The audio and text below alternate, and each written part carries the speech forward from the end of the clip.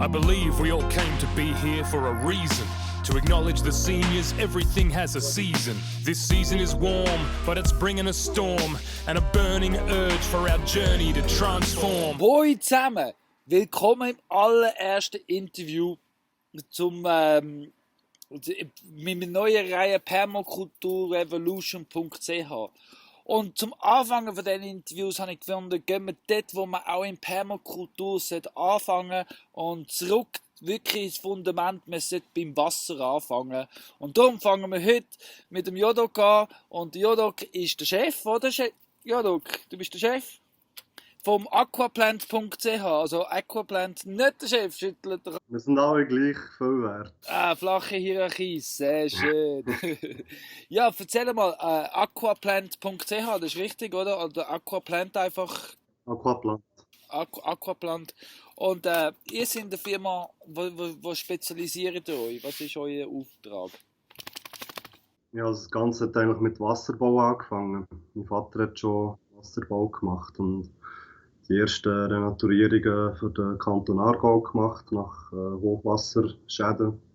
Hat er das wieder renaturiert.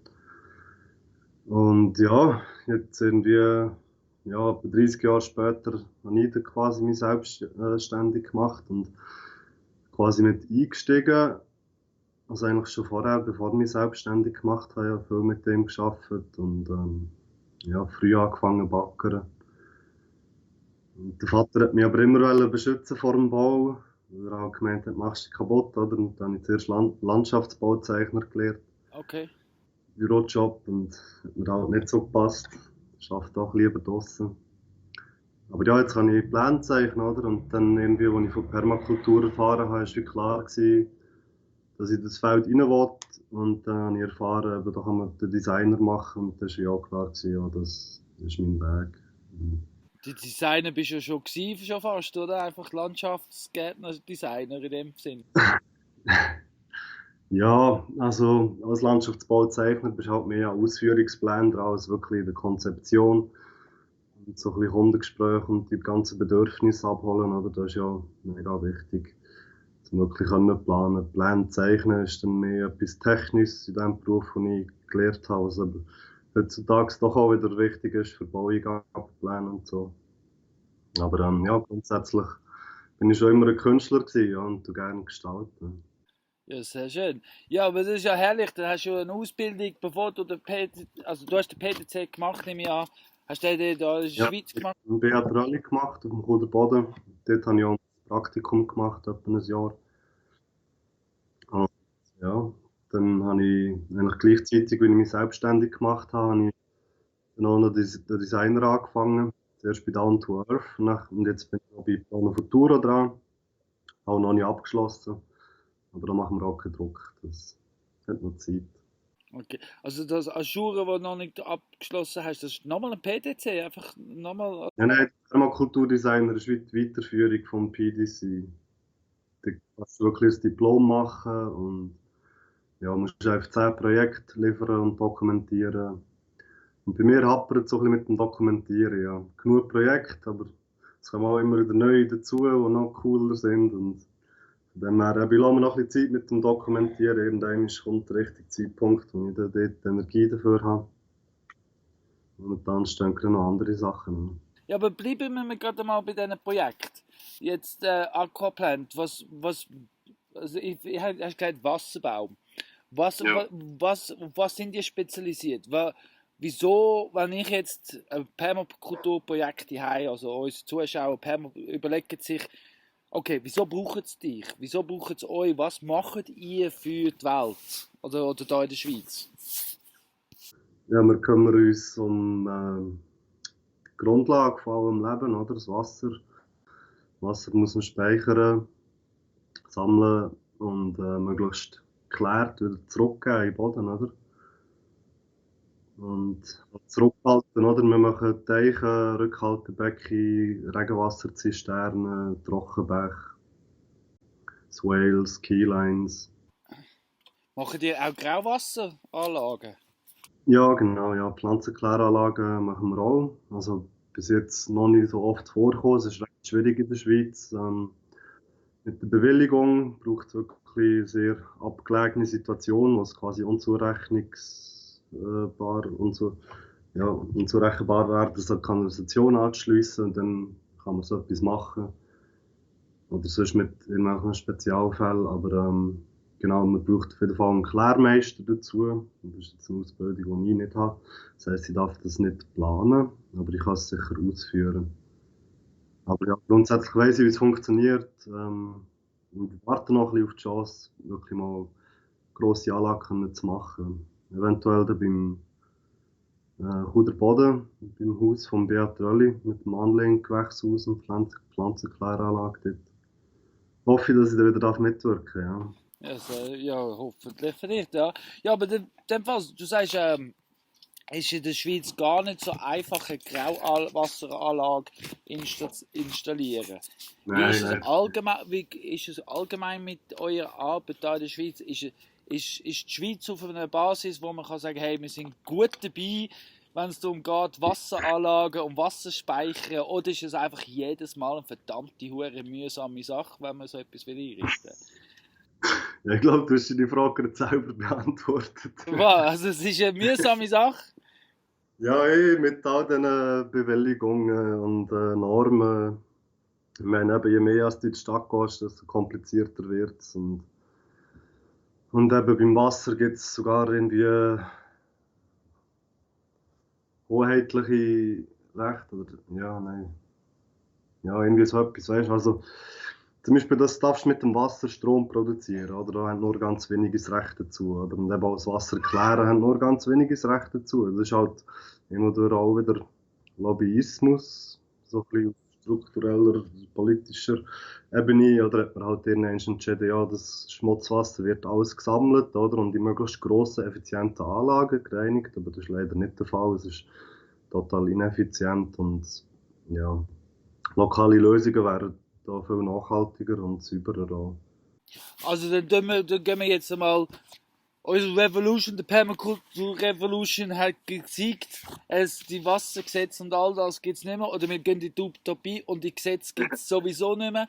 Wieso, was braucht eigentlich so ein Grundhaushalt, oder was wäre so eine ideale Situation mit Wasser, mit Teichen? Wäre jeder Garten ein Teich, oder wie würde ein idealer Schweiz aussehen für dich?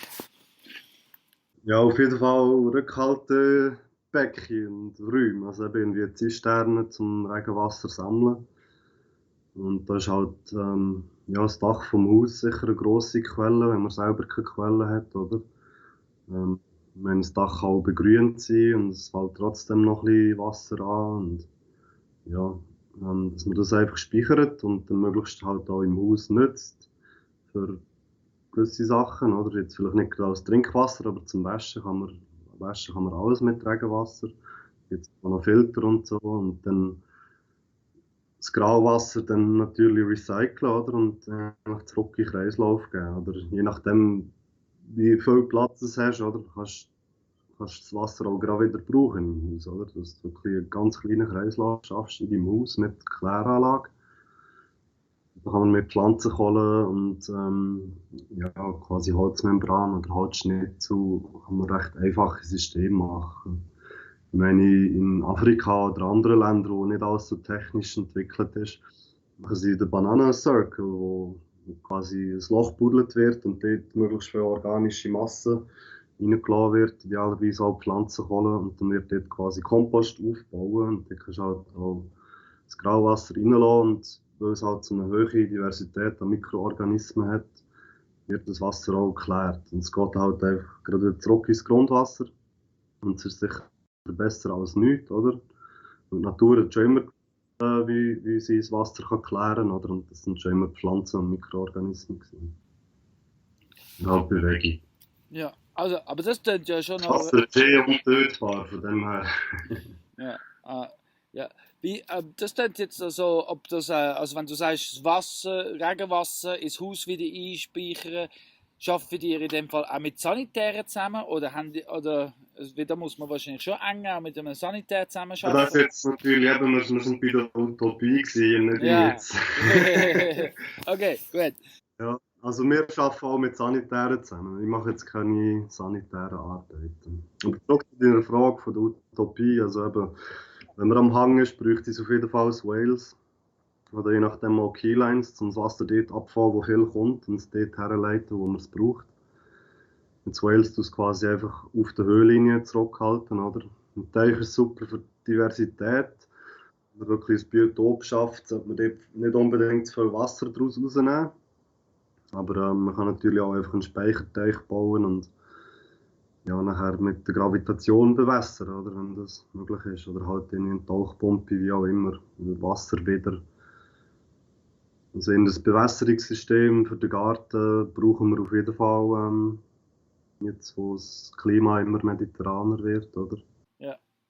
Aber jetzt so ein Bewässerungssystem, macht es jetzt für dich als Experte mehr Sinn, Swales graben, kleine Teiche, Wasserspeicher, so, als jetzt den Tropfschlauch oder jeden Abend mit dem Schlauch spritzen oder Berieselungsanlagen von oben her spritzen und so.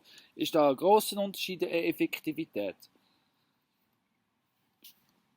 Ja, ich glaube, das Wales allein macht es nicht aus. Ich glaube, das Wales kombiniert mit einem Waldgarten wäre sicher am resilientesten. Und gewisse Kulturen brauchen halt viel Wasser, oder? Wenn du irgendwie Tomaten hast, ist es wahrscheinlich gleich irgendwie ein Tunnel und musst trotzdem gießen. Grundsätzlich bin ich schon nicht mega der Fan von Tropfschläuchen, aber es kommt natürlich immer auf den Kontext drauf an, oder? Wenn du Solavi hast und Gemüse für wenn du 30 Abos produzierst, dann kommst du nicht nachher mit von Hand gießen. Und das Wales wirkt halt auch nur, wenn es regnet, oder? Ja. In der Trockenzeit, ja, kommst du nicht drum herum zu gießen. Darum ich bin ich nicht gegen Tropfschlauchbewässerung oder irgendetwas.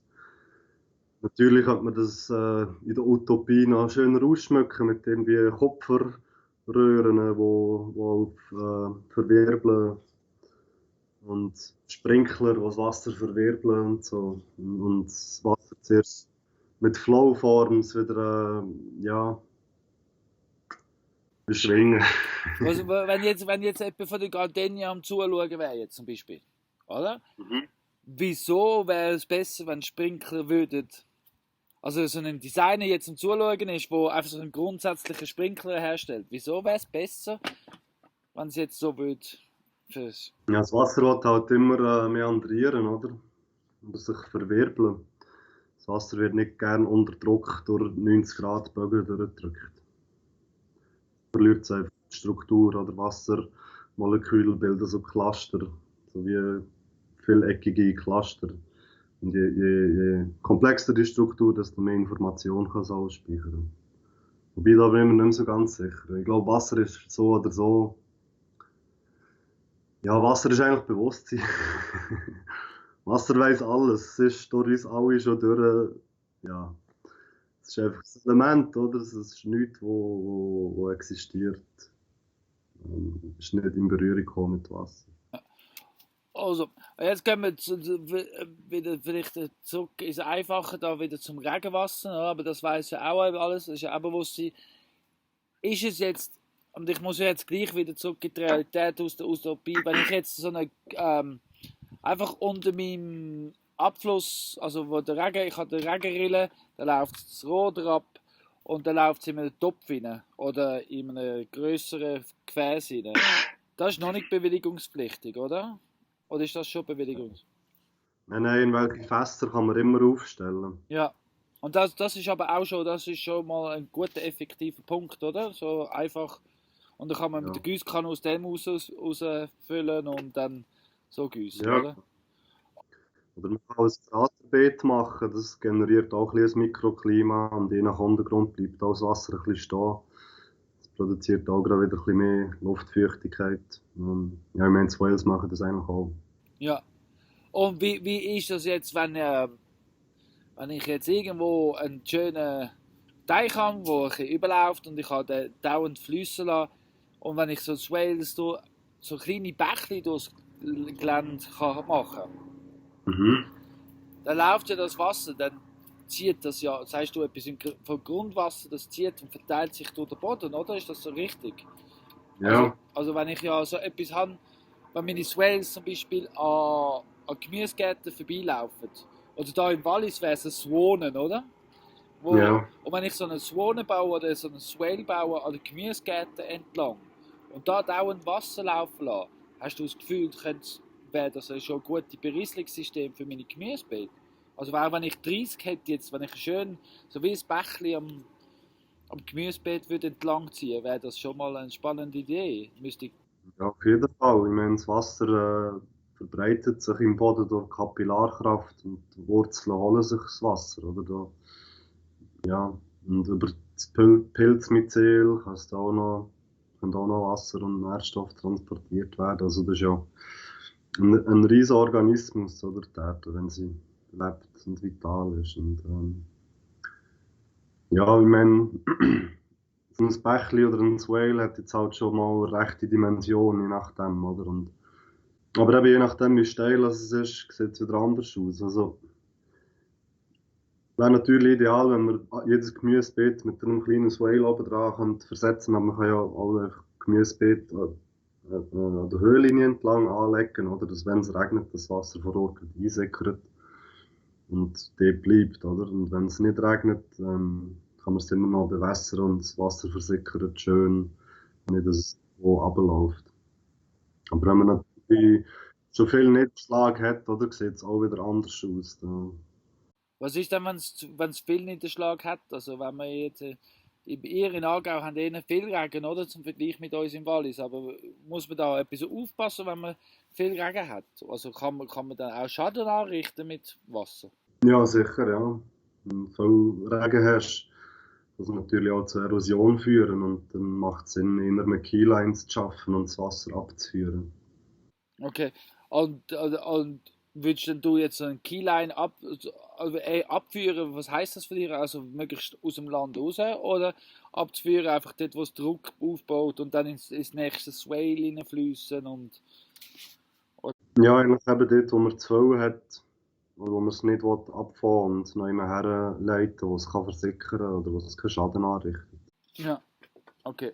Und wie jetzt die Laien die sind, was sind so Gefahrenspunkte, wo man muss sicher beachten, dass man keine also keinen Schaden an, was ist so ein Gefahrenpunkt, wo sich zu viel Wasser könnte?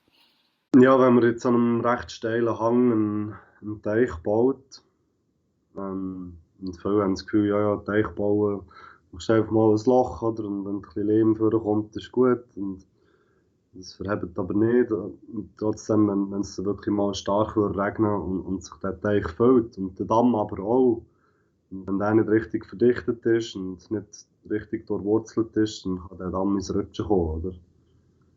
Du machst halt einen rechten Landschaden, wenn du so einen Teich nicht richtig aufbaust am Hang. Okay, also das heißt, muss man dann so einen Teich in dem Fall Überfluss haben, wo es auch automatisch dann abfließen, wenn es zu viel hat, hilft das schon oder gescheiter gar keinen Teich bauen in dem Moment, so wie so eine Situation? Aber wenn es nicht allzu steil ist, macht es schon Sinn, dass man es leisten kann. In der Regel kann man halt an einem Hang selten, wirklich sehr selten, einen Lehmteich machen. Ein Lehmteich braucht immer einen konstanten Zufluss und darf nicht austrocknen. Ja, heutzutage ist halt die Folie schnell günstiger, weil sie einfacher einbauen ist und du hast nachher auch die Garantie, dass es verhebt, oder? Und durch das saugt sich auch der ganze Damm nicht voll mit Wasser. Ja, also ja, weil beim Lehmteich ist immer, es gibt Wasser ab an die Umgebung, was eigentlich der Vorteil ist von einem Lehmteich und ich würde es immer bevorzugen, wenn irgendwie möglich. Darf halt nicht austrocknen, weil es ist die ganze Arbeit für nichts gewesen, oder? Wenn der Lehm reißt, dann ist es schwierig, den Pegel wieder hochzubringen, oder? Aber ja, je nachdem, was für Tiere drin leben, aber man kann ihn vielleicht schon wieder dicht bringen. Ja, je nachdem, wie fest er zugewachsen ist, oder müssen wir ihn schon fast sanieren. Und ja, ist nicht ganz einfach ein Lehmteich. Lehmteiche machen dort Sinn, wo es wirklich flach ist und viel Lehm hat und wo man die Böschungen flach ausgestalten kann und wo auch viel Wasser zusammenkommt. Okay. Und was macht so einen mit Folie? Ich habe jetzt schon diverse Sachen gehört über Folienteich oder nicht Folienteich. Und die einen sagen, der Folienteich sei eigentlich nur so wie eine schöne Handtasche, also zum Ziehen. Man hat einfach etwas Schönes im Garten, aber wirklich für die Umwelt und für den Garten bringt es nicht viel. Andere sagen, mal, Hauptsache Wasser ist gespeichert. Wie Ja, siehst du? Schon ist es einfach Also, es ist auf jeden Fall auch ein mega schöner Lebensraum, oder? Ja. Und ich meine, ich habe jetzt schon viele Teiche saniert, wo ich verstehe, dass man das vielleicht so sieht, weil eben bei so alten Teichen schaut die Folie am Rand aus und sie haben gerade mal ein paar Steine draufgelegt und irgendwie so Pflanzen in so Plastikkörbchen reingesetzt. Aber selbst das, oder, nach 10 Jahren ist das so zugewurzelt und die Wurzeln schaffen so viele Lebensräume, das wimmelt immer von Molchen, wenn wir so Teiche sanieren und Pflanzen rausnehmen und die ganzen Tiere, die wir finden, oder? Und ja, wir machen es dann halt noch ein bisschen stabiler und naturnäher mit wirklich viel Käse auf die Folie drauf, grosse Natursteine, die das Käse stützen und auch Lebensraum generieren, Höhlen für die ganzen Molche und Frösche und so. Und ja, halt eine diverse Bepflanzung und dann ist es extrem wertvoll, auch schon nur für die Vögel, die wieder Zugang zu offenem Wasser haben, oder? Und ja, Insekten, das ist wirklich mega wertvoll, auch mit Folie. Es gibt nicht so viel an die Umgebung ab, wobei die Verdunstung ist doch da und das darf man nicht unterschätzen. Also an einem Sommertag verliert ein Teich bis zu 3 Zentimeter an Wasser, nur durch die Verdunstung. Das sind, ja, je nach Größe schnell mal über 1000 Liter, oder? Und das ist, ja, das ist etwas Gutes, wenn es verdunstet. ja, sicher, es generiert das Mikroklima, oder? Von dem profitieren Pflanzen rundum. Ja. Das sind, du sagst, Pflanzen rundum, das sind nicht nur die Teichpflanzen, die profitieren, sondern auch Bäume und der Rest vom Garten, wo... Ja. Und wir machen meistens Teiche ohne Kapillarsperre. Das heisst, über die Folie kann es immer noch ein bisschen Wasser rausziehen, durchs Käse durch. Oder? Und irgendwann geht es da so an die Humus über oder der umgebende Boden. Und ja, je mehr das verwachsen ist, desto mehr Wasser kann es auch aus dem Teich rausziehen. Darum machen die meisten Kapillarsperre und je nach Situation machen wir das auch, weil du willst halt nicht jeden Tag müssen deinen Schwimmteich auffüllen, oder? Aber genau, wenn es wirklich nur ein Biotop ist oder eben auch einfach zur Wasserspeicherung und fürs Mikroklima gedacht ist, dann kann man über den Rand immer noch ein bisschen etwas an die Umgebung abgeben. Das heisst, profitieren nicht nur die Wasserpflanzen davon. Also da kann man so verstehen, wenn es viel regnet und zu viel Wasser drin kommt, der Wasserspiegel steigt, dann überläuft es und geht es in den Garten hinein, sozusagen. Mit der Kapillarspur. Ja, das wird dann eben irgendwie über einen Überlauf passieren, idealerweise Trockenbächli oder in ein Swale geht oder so.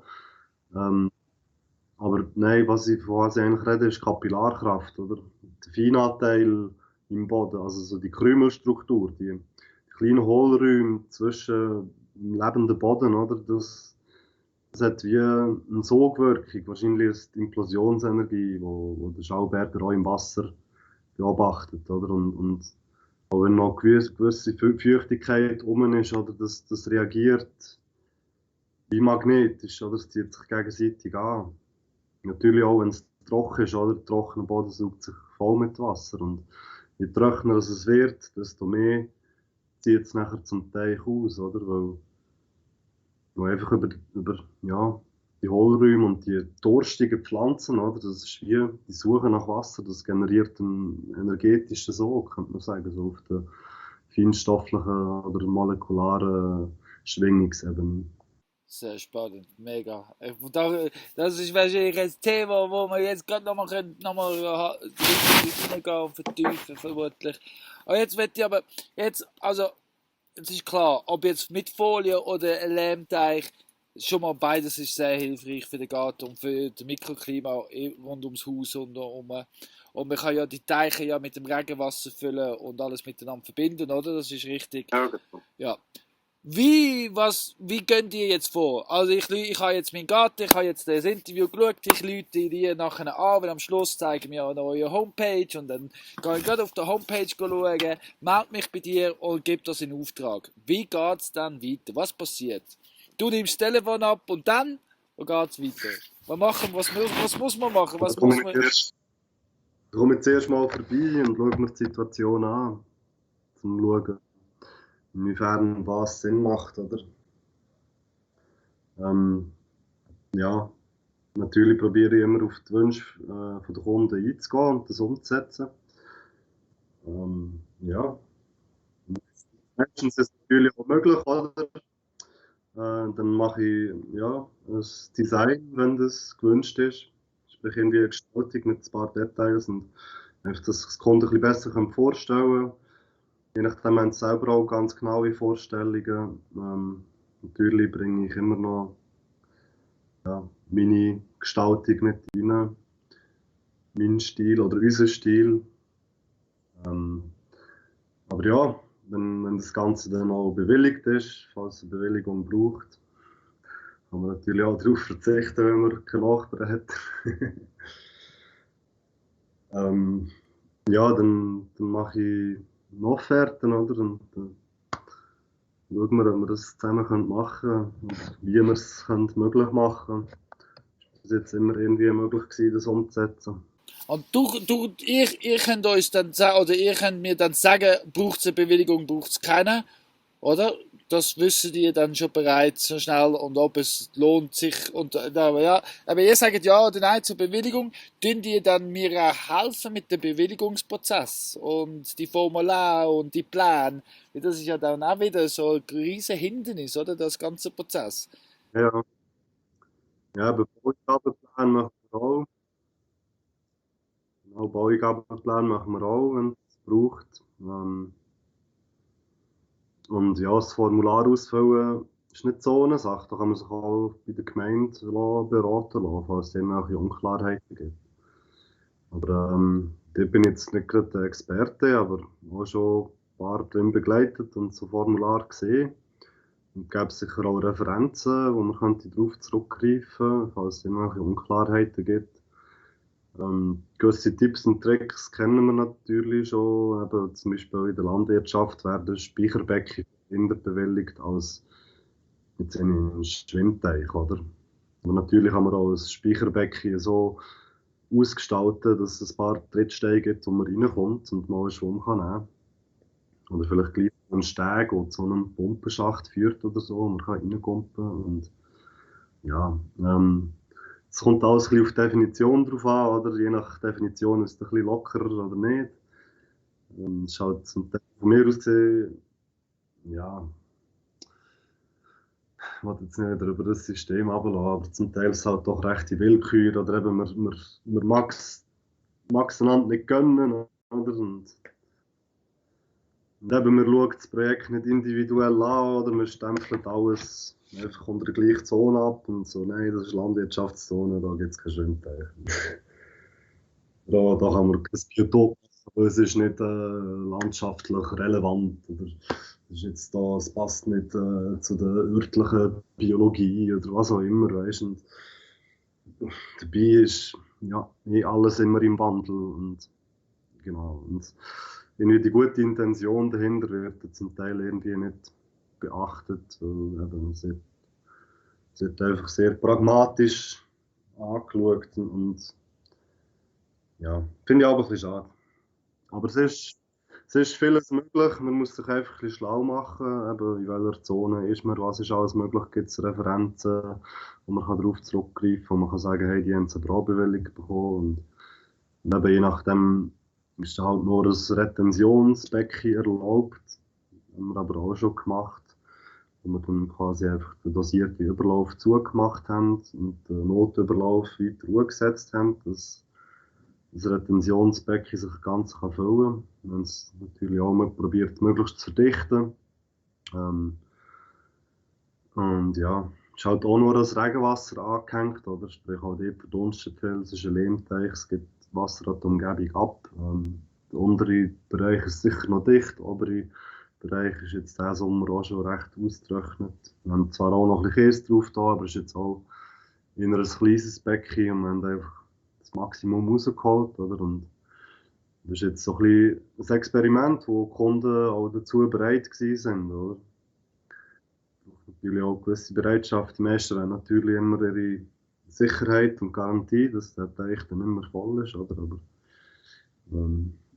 ja, je nachdem, also ich meine, so eine wechselfeuchte Zone ist auch schon sehr wertvoll, oder? Okay, also dann, ich könnte mir, also in dem Fall, ihr wisst ja dann, wisst ihr schon, also mit der Erfahrung, wisst ihr wahrscheinlich auch schon eher, wo man was definieren und wo man was benennen, oder? Ich habe noch gehört, du hast gesagt, bei der Gemeinde anmelden, in dem Fall so Teiche und Wassersachen ist Gemeindesache und nicht kantonal, ist das, oder ist das dann auch?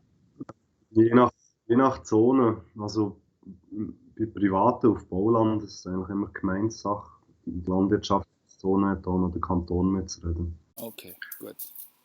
Ja, ich habe gerade letzte, kennst du den Zack Weiss? Oder so ein Wasserpionier, wo mal beim Sepp Holzer etwas, Ja. so ich glaube, ein Amerikaner, der hat gesagt, um Vergebung bitte im Nachhinein sei einfacher als im Voraus eine Bewilligung reinzuholen. Ist das und vor allem sei es so nötig, dass man endlich Wasser wieder zurück im Wasser bringen, dass man soll eigentlich ein bisschen Zivilcourage nutzen und so drauf losgehen. Finde ich gut. Ich bin eher der Revolutionär. Von dem her einfach machen, finde ich gut. Das haben wir auch schon gemacht. Und eben, man kann zum Beispiel auch, wenn man irgendwo eine Quelle hat, da gäbe es sicher ein paar Teiche, wo man auch könnte schauen, ob man einen Bergmolch findet. Und eben je nach Situation, wo man ist, oder, findet sich dann schnell eine geschützte Art, die in so einen Teich einzieht. Und nachher ist es ein geschützter Lebensraum und darf nicht mehr zurückgeholt werden. Und du bist eigentlich safe, oder? Dann können sie nichts mehr sagen. Und sie könnten vielleicht noch einen Buß geben, wenn du nicht angefragt hast oder so. Und ja, jetzt vom Zack Weiss haben wir nichts gehört, aber Sepp Holzer hat das selber auch einfach gemacht und ist dann im Nachhinein gebüßt worden. Aber es war, glaube ich, nicht so viel gewesen und das ganze Bewilligungsverfahren ist halt auch immer sehr teuer. Da habe ich jetzt zwar nicht so Erfahrungen, weil ich die Zahlen der Kunden nicht kennen, oder, je nach Projekt, oder was das alles gekostet hat, aber so grundsätzlich, ja, kannst du darauf gehen, dass egal was du willst, bewilligen lassen, in deinem privaten Garten, irgendwie, es kostet einfach schnell 1000 Stutz, das Formular auszufüllen und dass das irgendjemand anschaut, oder? Ja. Also wenn ich jetzt sage, weißt du was, das Ganze, ich mache jetzt mal, weil ich habe einen ziemlich grossen Garten, aber und ich habe viel Platz, bei mir schauen die Nachbarn nicht rein, machen die mit? Also so grundsätzlich würde die mitmachen bei so etwas, wenn ich jetzt, ja, weil ich bin ja dann der Grundbesitzer, oder? Also der Bus geht ja dann an mir, oder? Aber ich brauche euch als technische Unterstützung und wissenshaft, dann machen die mit, oder? Ja, sicher. Wir haben natürlich auch einen Arbeitsvertrag, den man unterschreiben kann. Wir uns natürlich auch rechtlich absichern in solchen Situationen. Aber ihr macht mit, das ist schon mal sehr gut, ja. Sehr schön. Ja, jetzt habe ich noch fragen, also ist natürlich, kann man ja wahrscheinlich, wenn man fragt, was so ein Teich oder was so eine Wasseranlage im Garten kostet, kann man ja wahrscheinlich genauso gut fragen, wie lang ist ein Stück Schnur, oder? Da ist wahrscheinlich je nach klein oder gross, oder? Und Beratungsstunde mit Plan oder ohne Plan. Jetzt aber, haben die noch Kapazitäten? Oder sind die sowieso die nächsten 3 Jahre ausgebucht mit Plänen und mit Teichengraben? Wie sieht das aus? Wenn ich jetzt gerade inspiriert bin, ich möchte, und wann ist ein guter Jahreszeitpunkt? Genau, wann soll ich das anfangen zu planen und kann ich euch schreiben? Ja, jetzt. Jetzt ist die beste Zeit, um auf mich zuzukommen. Kann man das Jahr noch anschauen und ja, wenn es passiert, kann man es so nächstes Jahr noch ausführen. Aber das nächste Jahr sieht nicht schlecht aus. Das haben zwar bei diesem Jahr auch gedacht. Es ist auch ein bisschen ein Auf und Ab mit den Bewilligungen. Wenn dann plötzlich irgendwie ein Riesenprojekt nicht bewilligt wird, dann ist nachher eine riesen Lücke. Und es ist noch nicht so, dass man Projekte aussuchen kann. Grundsätzlich bin ich froh um jedes Projekt. Bin auch froh um jede Herausforderung, auch wenn es mich halt überfordert. Aber es ist cool, wir sind alle noch am Dazulernen. Und ich werde immer als Experte verkauft, aber ich habe noch nicht alles gemacht. Und es sind immer wieder neue Situationen. Oder? Ich mache immer wieder Fehler und ja, ich werde auch weiterhin Fehler machen, weil sonst würde ich ja nicht mehr lernen. Oder? Genau, ja. Aber jetzt, wenn ich sage, die sind immer am Lehren und immer wieder am Fehler machen, tun die das, eben, du hast zwar am Anfang gesagt, das mit dem Dokumentieren, aber wenn jetzt irgendeiner kommt und sagt, hey, weißt du was, ich bin da eigentlich Lust, ich wäre jetzt Lobbyist, ich will jetzt Permakultur-Lobbyist werden, weil das fällt mir ja auch aus dem Ganzen, also ich persönlich will den Revolution, ich möchte da, dass wir alle zusammen mitmachen und da kommt einer und sagt, hey, weißt du was, ich möchte jetzt das einfach einfacher machen, zum Wassersysteme, Grausysteme, ich will das rechtlich durchboxen, dass es ein bisschen, habt ihr auch den Erfahrungswert und könnt ihr mir da Inputs geben, weil ich habe keine Ahnung, aber ich habe Lust, um das durchzusetzen. Da könnt ihr auch mithelfen. Oder gibt es da andere Leute auch in der Schweiz, wo man auch noch, oder sind die da schon Kataloge sammeln und Begründungen sammeln, oder? Das ist eine gute Frage. Nein, so weit sind wir nicht. Aber ich wüsste Referenzen, ja. Neben der Beat Rölli steht sicher recht weit und der Markus Pan wird irgendwie auch noch eine Grauwasserlösung ansteuern. Oder hat schon angefangen im kleinen Stil.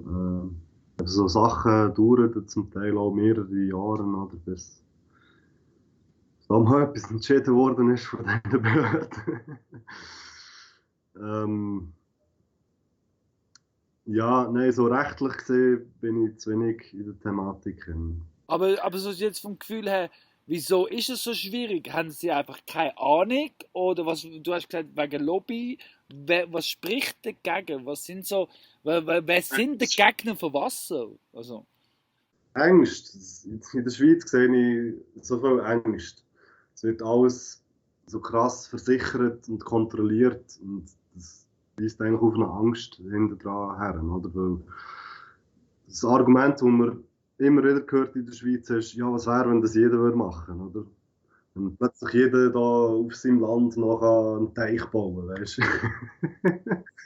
Nicht verständlich, aber es ist eine Angst, oder?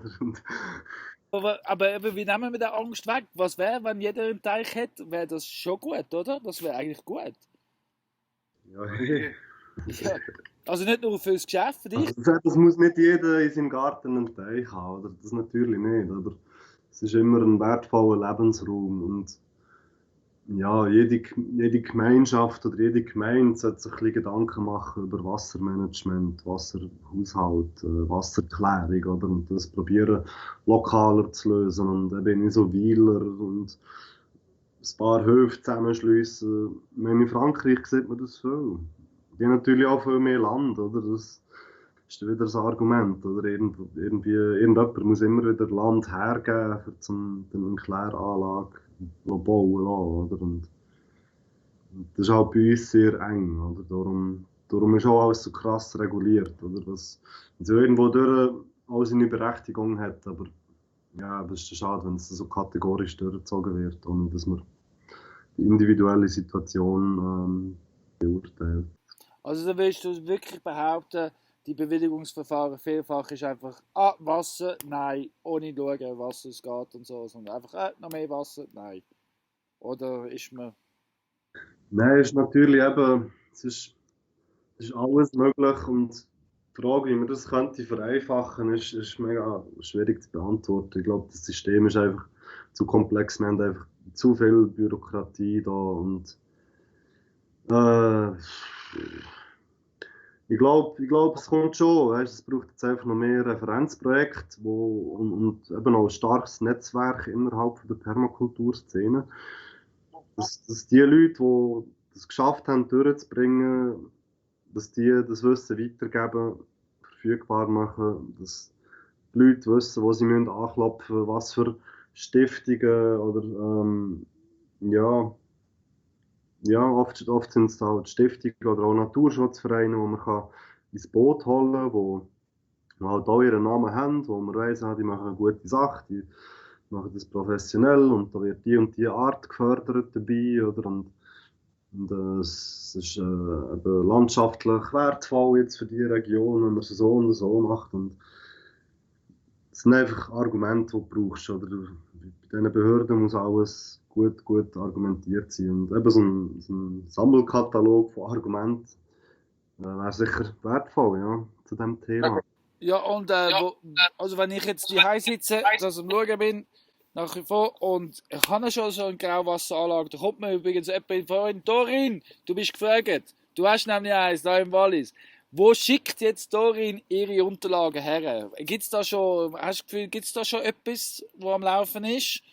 Oder fängst du etwas damit an? Oder gibt's du hast von Stiftungen geredet und Umweltorganisationen. Gibt es da schon Leute, die schon aktiv sind in dem Bereich? Oder reden wir zum ersten Mal darüber jetzt? Ja, ich habe das Gefühl, das wäre so etwas, wo fast so ein bisschen die Vereinsarbeit hineinfließt. Also Permakulturverein Schweiz.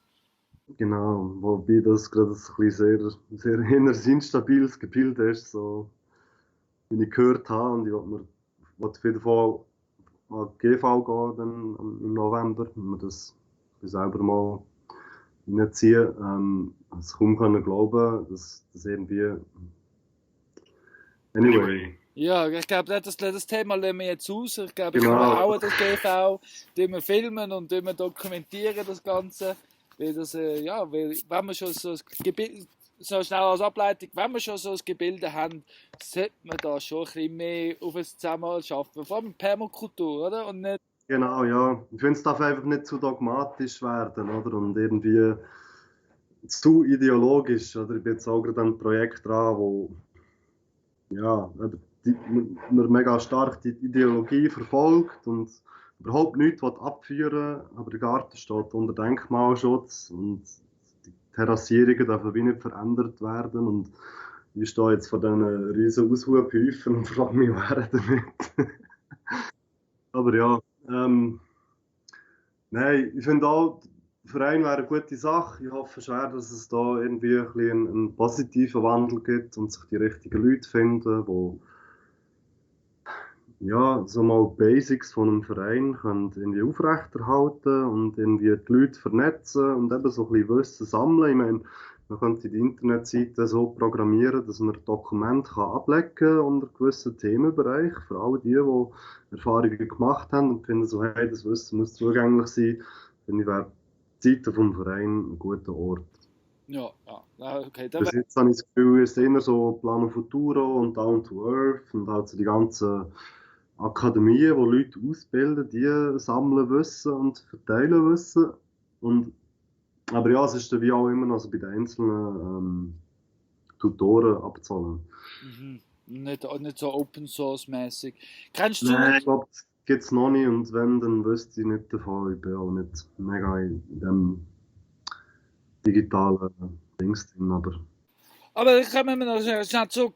Jetzt will ich, ich habe dich jetzt vorbei, wir haben ein Bewilligungsverfahren. Da kommen die vorbei mit den Schaufeln und Backer und alles, oder muss ich da auch noch etwas organisieren, oder habt ihr da euer ganzes Werkzeug selber, oder muss man noch zusätzliche Backen mieten, oder was auch immer? Was? Wir haben alles selber und Maschinen tun wir immer mieten, ja. Was immer sind und was auch oft der Fall ist, ist, dass wir zum Teil noch bekocht werden. Wir werden natürlich nicht zum 9 und zum Mittag irgendwie ein Sandwich in Plastik verpackt müssen holen. Darum haben wir auch Baustellenküche, wo wir uns einrichten. Also wir können natürlich auch selber kochen vor Ort, das machen wir auch meistens. Und je nachdem campen wir auch vor Ort, weil wir halt in der ganzen Schweiz unterwegs sind und wenn alles was über eine Stunde ist, ein Weg, oder finde ich ein bisschen zu viel. Natürlich bin ich auch froh, wenn ich meine Frau am Abend noch sehe und jetzt jede Woche auf der Baustelle bin, aber ja, es gibt es doch auch oft, dass ich dann irgendwie, also ich auch schon in einem Tipi schlafen oder in einem Bauwagen und das finde ich cool, oder? Das geniesse ich. Du kannst um 5 Uhr oder machst Feierabend, nimmst den Campingstuhl führen und du hast aber noch Zeit, um deine Arbeit irgendwie noch zu geniessen, oder? Also irgendwie so eine Trockenmauer ist dann auch noch etwas Schönes zum Anschauen, oder? Weißt du, fertig oder noch ein bisschen am Teich hocken und ja, nicht noch eine Stunde müssen Auto fahren. Dort kann man uns ein bisschen entgegenkommen, ja. Also dann in dem Fall kann man so wirklich damit gehen, wenn man mit euch schafft und den Platz zur Verfügung hat und alles, dann kann man das Projekt am Stück fertig machen, weil ihr kommt eine Woche vorbei und hat man es gut miteinander, isst miteinander, Ja, ja. baut miteinander und gut.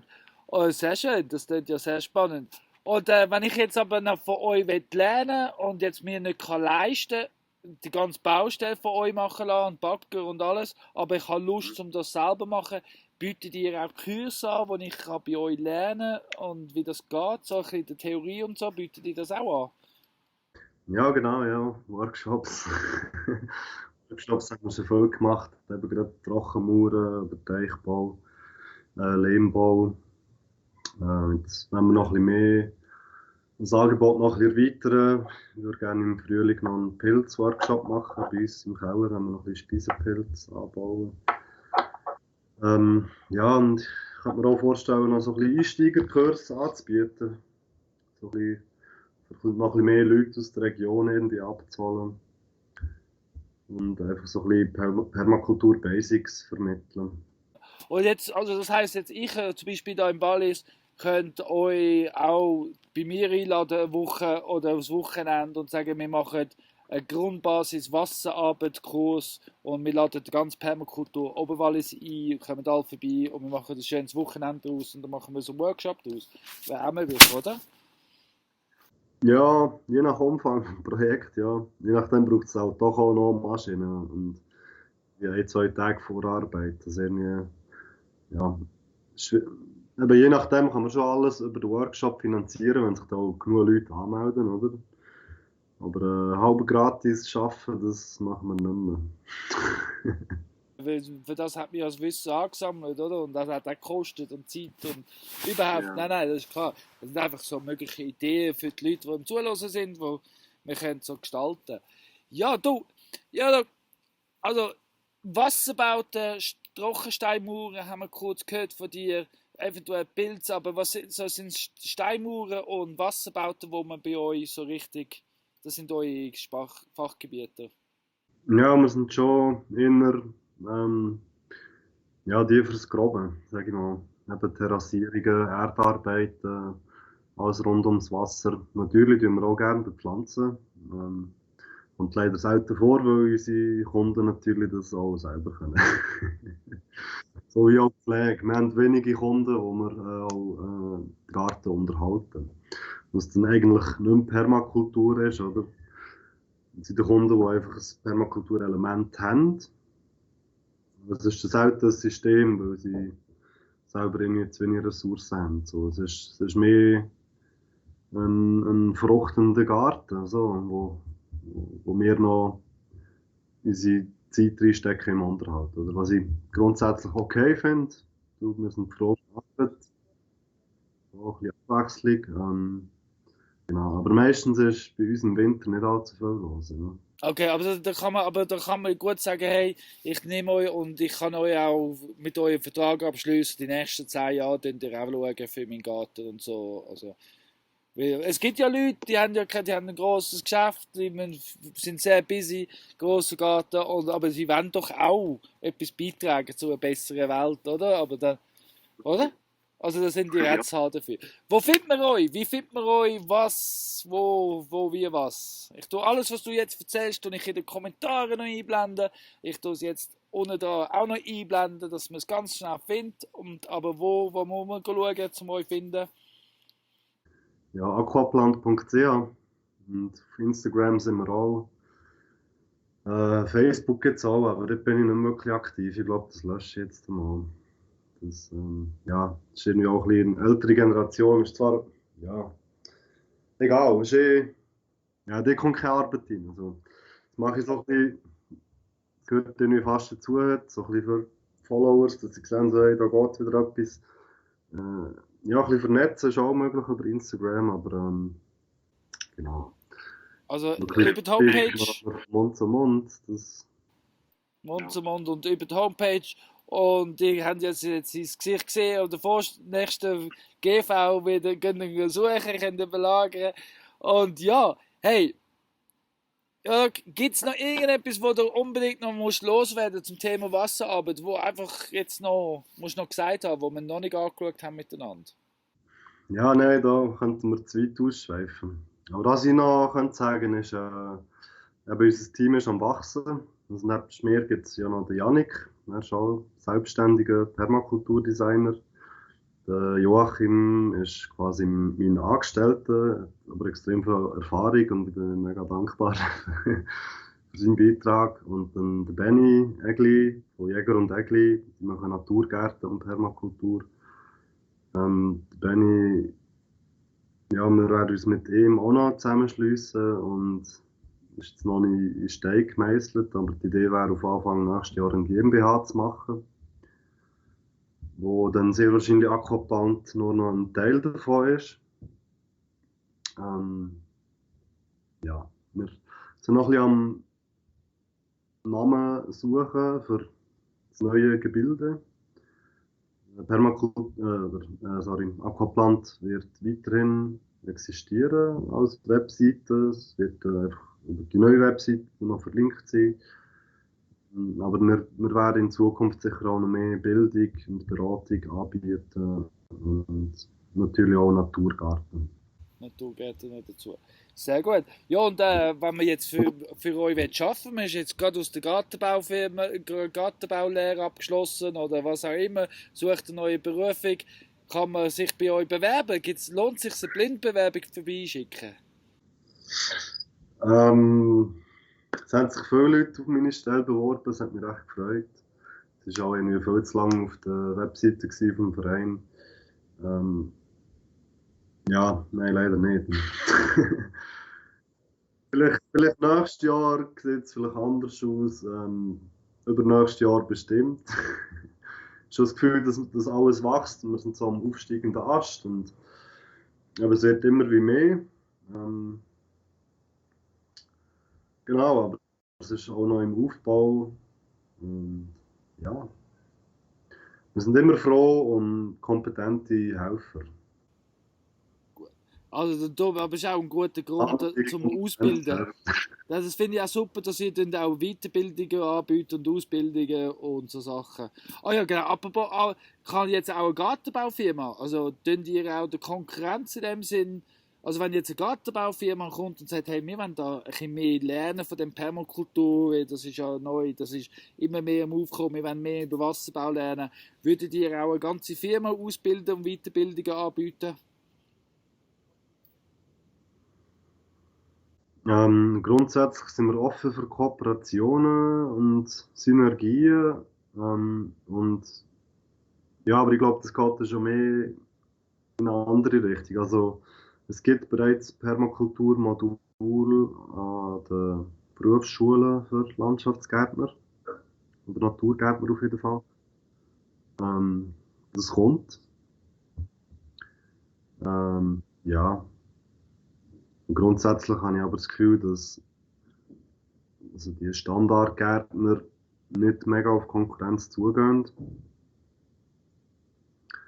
Aber ich habe schon mal an einer Naturgartentagung einen Vortrag gehalten über Permakultur und dort anderen Gärtnern ein paar Inputs geben. Aber ich habe jetzt da nicht irgendwie ein mega Dossier, dass ich irgendwie einen Lernenden über 4 Jahre könnte mit Inputs versorgen über Permakultur. Grundsätzlich darf der Lernende gerne zu uns schicken für ein Praktikum. Ja, also ich kann mir sehr viel vorstellen. Ich kann mir eigentlich alles vorstellen.